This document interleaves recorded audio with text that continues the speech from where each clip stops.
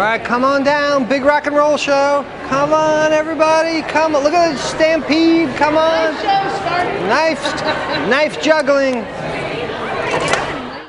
I'm Chef Todd Moore. My mission is empowering people to cook without recipes. They experience the freedom to cook what they want, how they want it, the confidence to take control and try new things, the health benefits of fresh, wholesome foods, and the family-strengthening bonds of dinner time together, as well as the money they save by eating well. Live without rules, cook without recipes. It's a no-recipe lifestyle.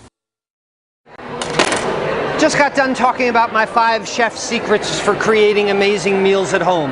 And one of the most important is knowing how to use your kitchen knives. You do not need the butcher's block of 24 knives. You see these butcher's blocks in the store, and there are 8 or 10 or 12 steak knives. When have you ever cooked steak for 12 people? I don't know anyone that has cooked steak for 12 people, but nonetheless, you're going to get 12 steak knives. So you don't need the Japanese knife, you don't need the Hungarian knife, you don't need all these things. You need basic knives, but you need the right technique. The #1 knife in the household is the chef's knife. And the chef's knife we know because it's got a tapered blade. Smaller at the tip, larger toward the handle. Now, a lot of people think that you hold the chef's knife like a club. But this is particularly dangerous because if you're cutting something like this can spin in your hand if you hold it like a club. So you're cutting something and that slips toward your other hand. Yeah, that's pretty scary. The correct way to hold the chef's knife is between the thumb and forefinger where the handle meets the blade. This is called the bolster. B-O-L-S-T-E-R, the bolster.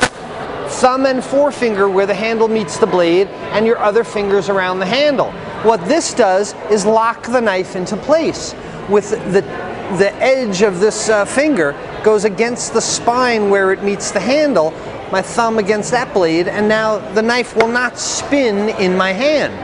So you might think that my knife hand, the hand that holds the knife, is the most important hand in knife skills. No, no, no. The hand that is not holding the knife, by far the most important hand. There's no way for me to cut this hand. There's all kinds of ways for me to cut this hand. So what we do is called tip fulcrum method.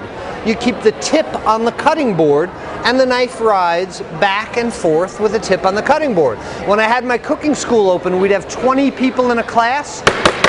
They'd all be doing this at the same time, chopping onions, and it got really loud.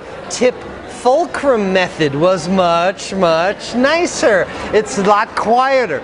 So what do you do with this hand? Well, here's part of the scary part. So if you start doing the tip fulcrum method and you're holding this celery, you never quite know when you're going to reach the tips of these fingers, do you, right? So the best way to do this, I call it Kung Fu grip.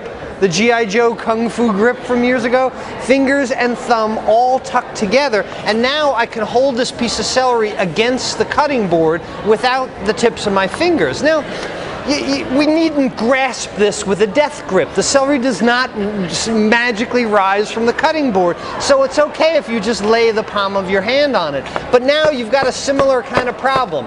When is my left hand going to reach my right hand? The way to cure this is to always make sure that they're together. When my knife rides off the knuckle of my non-knife hand, not above the knuckle because you have the chance to impart some red food coloring that we don't want, but it rides off the knuckle of the left hand, I always know where the knife is. Trust me, this is the safest way to do this. So tip fulcrum method with my left hand, put the two hands together like that, and the knife will run off the knuckle of my left hand. Now my right hand is dumb. All my right hand has to do is stay in contact with the left. It's the left hand that dictates the increments of the cut. So larger cuts with my left hand give me larger slices. Smaller increments with my left hand give me smaller slices. But the reason for this is consistency of cut is consistency of cook. I can demonstrate that this is by far the safest way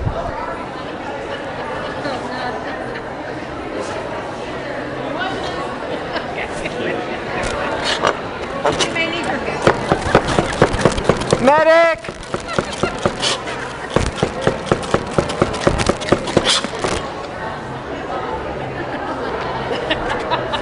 Good, all right, no blood, no. All right, we're gonna move on to the next demo in 5 minutes. This is my top 3 chef secrets for creating sauces. Sauces class next. Give me 5 to reset.